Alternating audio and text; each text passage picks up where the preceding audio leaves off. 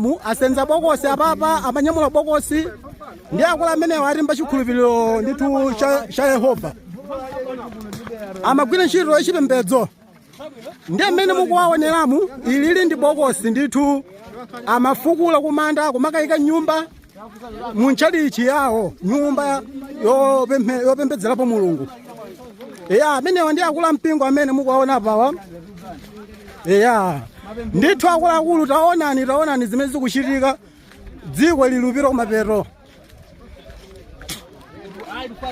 ndikuti pali chintindili ndithu cha wanthu zedi chikuona malodzi amenewa amene achitika apapa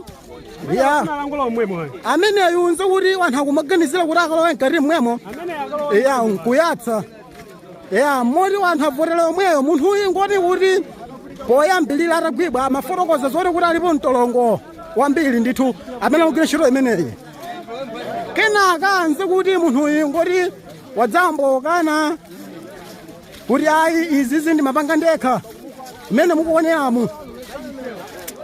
ngokuti akuluwa ndithu atagwidwa amenyedwa kwambiri mukuwaona kumbuyowa ndi magazi ameneyo ndi magazi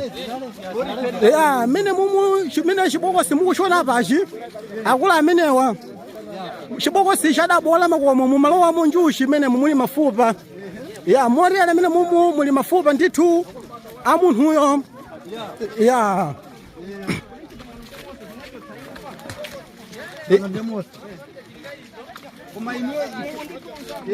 akulu amenewa ndithu akuyankhula zododometsa